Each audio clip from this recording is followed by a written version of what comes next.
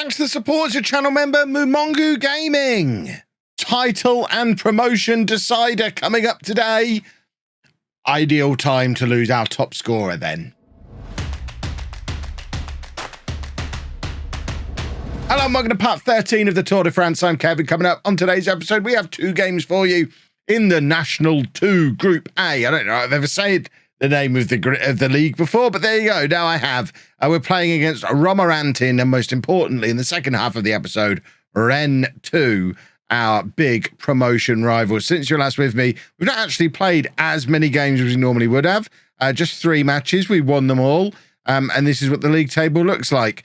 4 points ahead of Rennes, so we are actually starting to stretch out a little bit of a lead over them as well, meaning this game against them today is absolutely crucial. It's a 30-game season, so we are only just over halfway through. So winning today doesn't mean it's all done. We're probably going to have one more episode coming out of this season, as we've got some big matches still to come.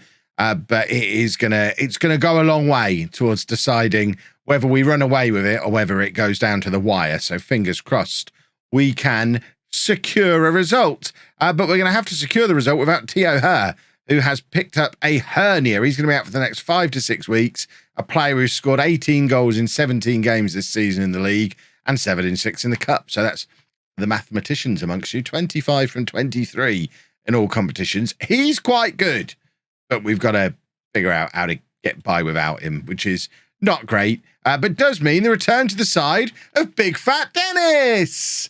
It's been a while. So we're going with Goda in goal, a back four of Tanard, Boyd, Barrett and Abdallah. We've got Gotan, Godan, Vaquero and Babai in midfield, and then 2-2 and Big Fat Dennis up front. We don't play him as a target man these days, but we still do. We still love him. He's one of our own and we love him. And I am starting to realise he's not going to be a competitive member of this squad for much longer. We've had 2 promotions already. Hopefully another one is coming. He was excellent in Tier 6. He's probably going to be less excellent in Tier 3. So we are getting to the point where Big Fat Dennis is probably going to start phasing out. Luckily, he's a little bit older than the rest of the squad. Is he 27 now, I think? So we just got to keep him going for a few more years so I can eventually make him my assistant manager. On the topic of assistant managers, Lauren Koscielny, former Tour player, is now retired as a player. He is an assistant manager staff member with no club. So I thought, well, easy, let's bring him in. Despite talking about this in the media constantly, he doesn't want to be working for a club at our level, apparently. To which I say, Lauren Koscielny, if you don't want to work for us, get our club's name out of your mouth. We will revisit that because I like the idea of bringing Koscielny and Olivier Giroud back to the club, the 2 big name former Tour players. I think they should be part of the future Tour project as well. I'd love to bring Giroud in as a player towards the end of his career, already reaching the end of his career. He's still moving around Italy for multiple £1 million every summer at the moment. 2-2's just scored a goal, by the way. It's 1-0 to us. Boyd bringing the ball out of defence again and playing those direct searching passes forward. It ends up with Tanard on the left, who whips it in, and 2-2 is there with the header. There's a lot of pressure on 2-2 with her not in the team because 2-2 promises a lot. He's got a lot of potential. He's got a high current ability. He's in the media dream 11, but actual goals per game is a lot lower than what we've come to expect from our strikers over the course of the save. So with her going to be missing the next 7 or 8 games, probably with this hernia. That's why he got that injury, I imagine. We need him to step up, or Big Fat Dennis and or Bouzrara to push back in and start knocking in some goals as well. But 2-2 has started the way we would like him to continue today with that first goal. And here's Big Fat Dennis looking to add a second. Lovely cross from Big Fat Dennis. 2-2 is there to grab his 19th goal in the season. Never trust that goal count that appears below a player when they score their goals. They always seem to be wrong. If he has genuinely got 19 goals this season, most of them must have been in the cup, because that seems very high to me. Let me have a look. Yeah, 9 games in the league feels a lot more like it. 8 from 6 in the cup. So I guess actually it was his 19th goal of the season. Bless him. I'm talking about him not being very good. He's got almost a goal with those 2 goals, say he's close to a goal per game in all competitions. It shows how high the strikers that we've had have set the bar for what we think is a good goal return. That season, what has gone on there? That first season where we struggled to get a player to hit double figures for goals, it's going to be such a culture shock. We're just not used to it. That's a lovely save from Goda. Tell you what, the first season we don't have the best goalkeeper in the league is going to be a culture shock as well. Goda is fantastic. And he makes another very good save again there as we look to get the ball clear. But it's whipped back in. Tanard this time heads it clear, and Gotan's there to move the ball forward again, although we don't get to see the highlight. Viqueiro, who is getting more and more game time. He's the 16-year-old I talked about in the previous episode, but you didn't get to see him because he was injured. Well, as soon as he got fit again, we've got him back in the team because I am still committed to him being our starting central midfielder. I think he is going to be superb. And talking of superb, Big Fat Dennis. I mean, I think that celebration is aimed at me. Here's me saying, oh, he might. I don't know how much longer he's going to be able to cut it. We've seen him do a fantastic cross for an assist. And then he's just picked the ball up here on the edge of the area, turned, not even looked, and just scored an absolute worldie. Big Fat Dennis is always going to be good enough. He's one of those players. He's just going to come up the leagues with us and always be good enough because he's Big Fat Dennis. There's Barrett with the header at the far post, but it is saved by the Romorantin goalkeeper. And there was a little bit of a searching through ball there that luckily Goda is able to come out and be equal to before he lumps it forward, looking for Big Fat Dennis, who plays his defender brilliantly. Such strength to turn his defender, keep hold of the ball. Big Fat Dennis is having an outstanding game today. It's his first league start of the season, and he is playing brilliantly. Tanard, go time with the cross. Big Fat Dennis is there again, and he's scored another one. It's the Big Fat Dennis show, everybody. He can do it all. We've seen him cross. We've seen him score from range. We've now seen him get on the end of a cross. How is this man not starting week in, week out? Because we've got lots of good strikers. That's how. But Big Fat Dennis is definitely one of them. He's not just a squad player. He's not just one of a number of half decent players that we've got. He is a very good striker at this level. What a man Big Fat Dennis is. I wasn't asking you, Siri. Stay out of it. Stephen Boyd now. We know how dangerous he can be with these passes forward from there. This time, Alex to give it to Tanard. And now Goldan to Tutu. Tries to flick it on. Both Tutu and Big Fat Dennis looking for hat-tricks now in this game. Wouldn't it be lovely if they both got them? Gotan intercepts nicely to Godan. And now Boyd. Go on, just hit it. You've hit it the wrong way. Give it back to Stephen Boyd. Let him stick it over the top the way he does so well. Goda's trying to stick it over the top himself. Tutu flicks on to Big Fat Dennis, who brings it down nicely. Tutu gets into the area. He's fouled. We've got 2 players on a hat-trick. Surely Big Fat Dennis, as club captain, takes priority. He does. And Big Fat Dennis has his hat-trick. It's from the penalty spot. It's an 8th goal of the season for him. It's a 5th of the afternoon for us. And now it's Operation Get Tutu a hat-trick. From here on in, lovely stuff from Big Fat Dennis. He's silenced the doubters. Let's face it, there's only one doubter. And Big Fat Dennis has shut me right up with a wonderful performance today. Goda doing well to get on the end of that cross. And, I mean, I was kind of thinking we played Buzrara for the Rennes game. I'm now questioning everything. Buzrara is the better player, right? Right? But Big Fat Dennis has been brilliant today, but will he be brilliant against a higher quality opposition? I'm doubting him again. I think you're going to need another one, Dennis, because I'm doubting you again. You've got to continue proving me wrong, because when you're in the mood to prove me wrong, you do wonderful, wonderful things. We're approaching the hour mark, so we're getting ready to start making our usual 5 substitutions in one go that we do when we're in these dominant winning positions, try and get some of the fringe players some game time. Usually this is where we bring some youngsters in, but most of the youngsters are already involved. The likes of Boyd and Gotan and Viqueiro. I think we've got David Carter on the bench. We've got David Carter. He's the only youngster on the bench, so he'll be coming on very soon. That being said, we've actually conceded 2 goals whilst celebrating my glorious victory, so we probably need to tighten up at the back a little bit anyway, which Carter will help with.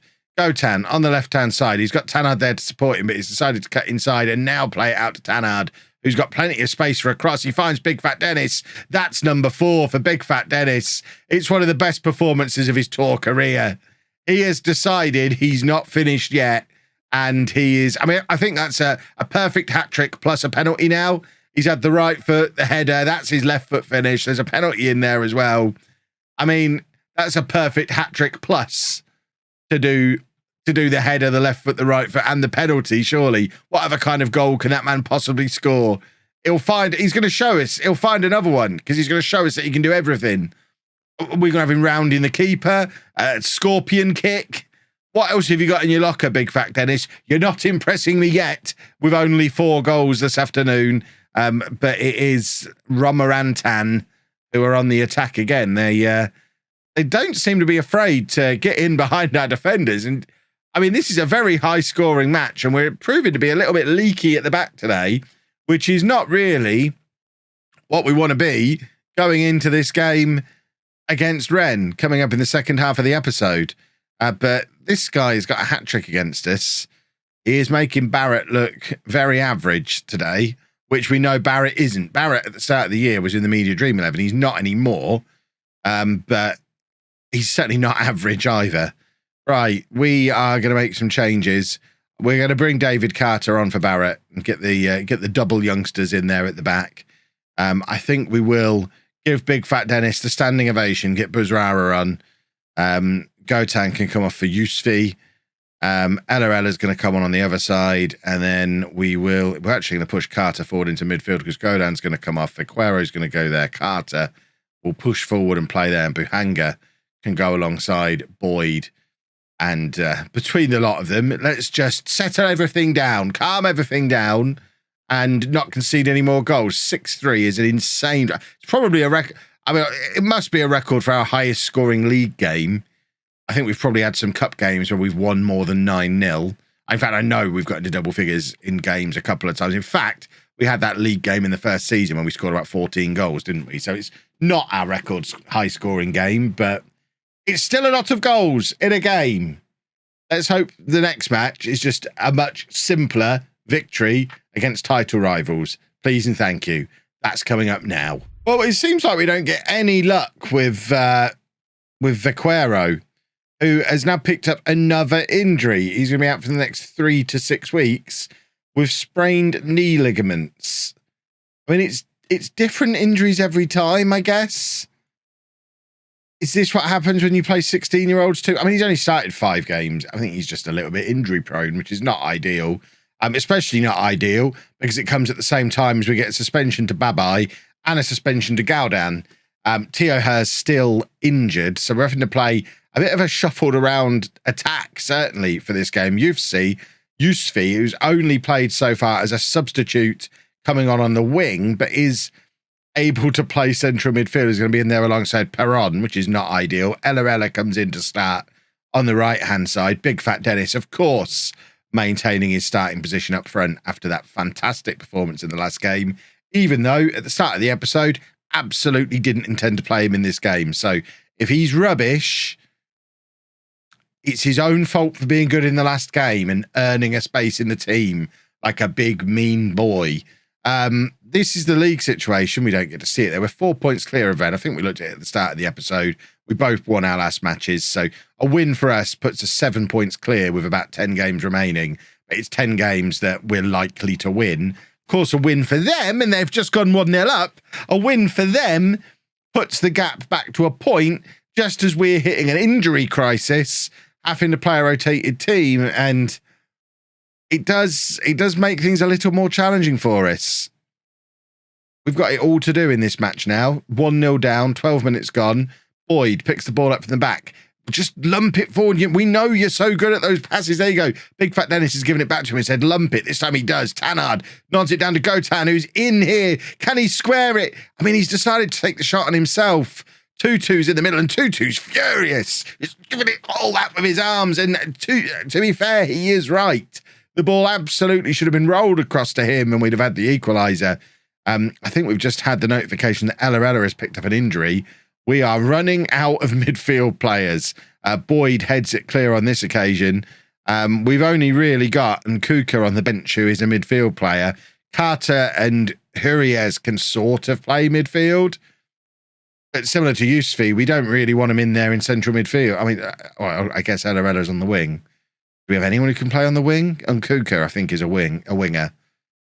He's completely untried. This is not the game to bring him on in, but we might not have a choice. Unless we play Carter in midfield and put Yusufi back out onto the wing. Gotan can play on the right-hand side if need be. But it's not ideal.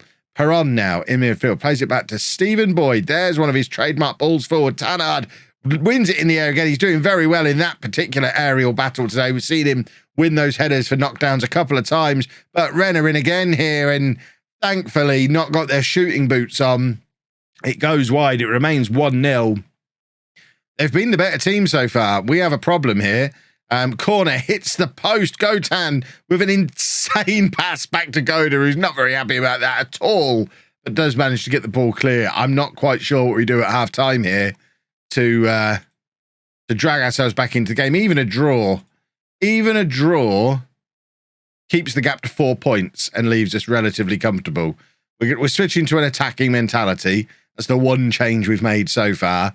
I'm looking at the bench again. Buzrara is the obvious option to come on. Big Fat Dennis not repeating his exploits today, as I suspected might be the case. He's great against a team roughly at his level. You play against a team fighting for promotion, and maybe he's not good enough. We speculated it before, and he proved me wrong. Is he going to prove me wrong again? In fact, it's Tutu who's in, and we've seen that from Tutu before as well. Big games, big pressure. He's a big old bottle job. Oh, my word. And they've got a free kick. If this goes in, we have big problem. Goda's there to make the save, though. Oh, my word. What do we do? The squad is getting too thin. And, this time the header goes over. It's still relatively close. But, substitutes. Gotan's shattered. And Kuka can play on either side. He's not very good. He's been here a little while. I mean, we're going to have to bring him on because Gotan needs to come off. Ella had a knock earlier as well. Tanard is shattered. We're going to bring Buzrara on for Big Fat Dennis. And leave it there for now. We could potentially push the wingers forward. Let's push the wingers forward. There you go. Push the wingers forward. See if that makes a difference. Oliver misses his header. I thought the referee had given away a penalty there, but in fact, it's an offside free kick. We need to demand more, and that's good work from Yusufi. Now Tutu holding it up, plays it back to Yusufi again. Tutu bursts past his man, but once again, when it really matters, doesn't have the finish in him. Oh, my word, that man is frustrating. Perron now is shattered. Our players are dropping like flies. We'll bring on Carter to go into midfield. And for my final trick, Hugo Huriez. Come on for Ella, and Kuka can go over to the other side. Huriez has barely played for us. It was a mistake to bring in. He's not good enough. Watch him score the winner. We're encouraging rather than demanding more. But we don't have enough squad depth to have 4 first-team regular starters unavailable and still have a competitive bench. We are still down deep in the lower leagues. We're not expected to have big, deep squads. But 2-2, finally finds the finish when it matters. I was a little harsh on him in the end, wasn't I? An 89th minute equaliser. That puts the gap back to 4 points, and that is a crucial goal. Barrett with the ball forward, 2-2, brings it down nicely, one-on-one with the keeper, actually keeps his cool and tucks it underneath him this time. Have we got a winner in us? We don't need a winner. We'll take the draw here. The draw is fine. It leaves the gap at 4 points. Still work to do, but that was the toughest game we had left for the rest of this season. And in difficult circumstances, we didn't lose it, which is really rather splendid.